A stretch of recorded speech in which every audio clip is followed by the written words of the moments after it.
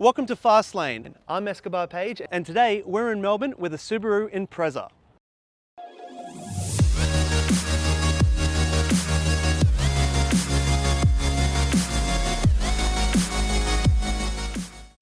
It sucks being cool. Started in 1992 as a replacement for the Leone, the Subaru Impreza had skirt onto the scene to take on the Mitsubishi Lancer, making it one of the greatest rivalries in automotive history. Just like BMW versus Merc, Ford versus Holden, and Mustangs versus, well, the general public.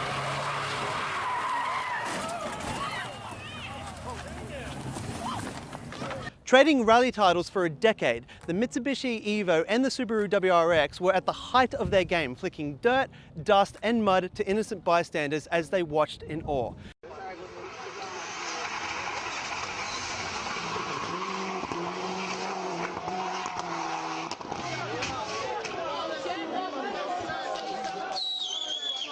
It was like going to a bush doof and having a mate pick up a clump of dirt and just throwing it at your face as hard as he can while screaming at you. Glorious. Trading rally titles for a decade, the Mitsubishi Evo and the Subaru WRX were at the height of their game. Oh man, I just fucking reread the same thing again, didn't I? Fuck. Cheers, man. Thank you. It's really hard to see with sunglasses on. Yeah. Sucks being cool. It sucks being cool. The Victor would come to Subaru, however, where in 2015, Mitsubishi announced the departure of the Evolution to their future lineup, having every Evo boy simultaneously play Enya as tribute.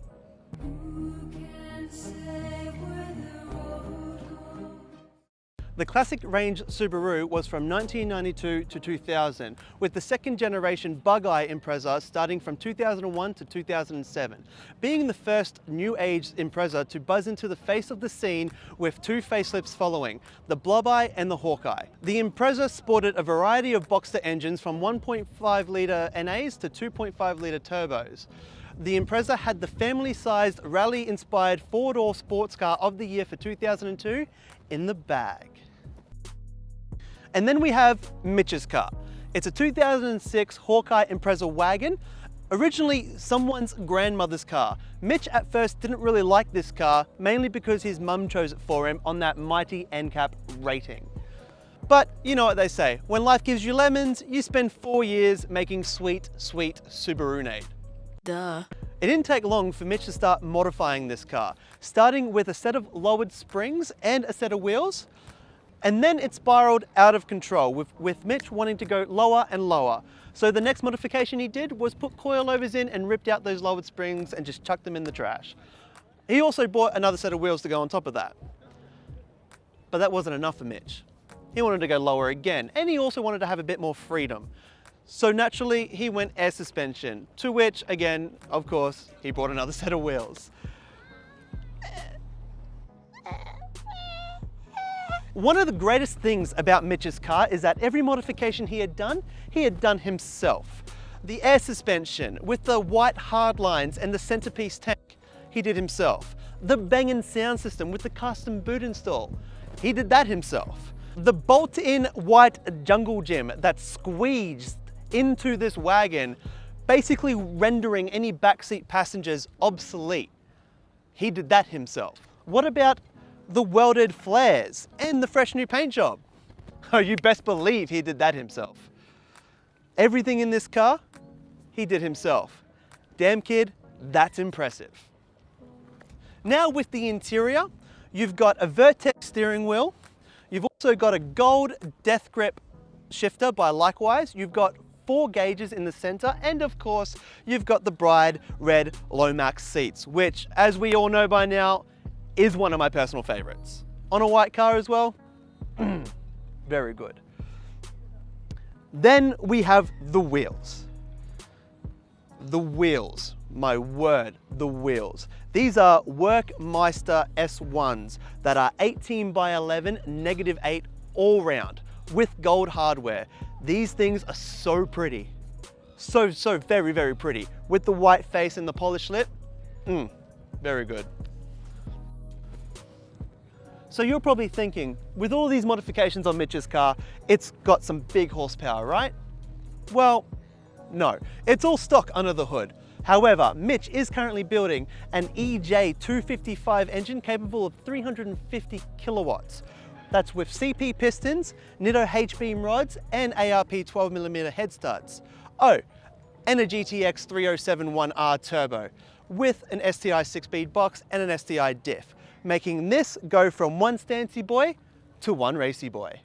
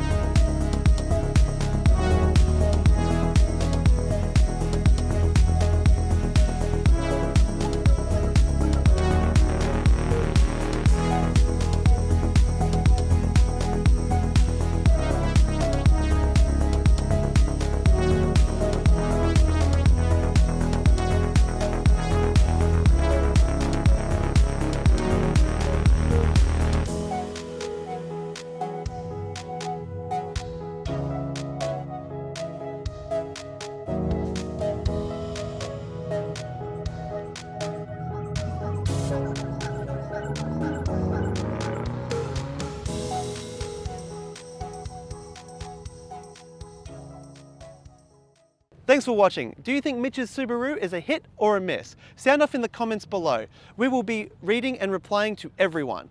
Do you have a build you would like us to document on? Send us an email at info@fastlanemedia.com.au. If you like this video, you know what to do. Give us a mighty thumbs up, share this with your friends, and subscribe. We will be uploading a new buildography every week. Ciao for now, and remember to live life in the fast lane.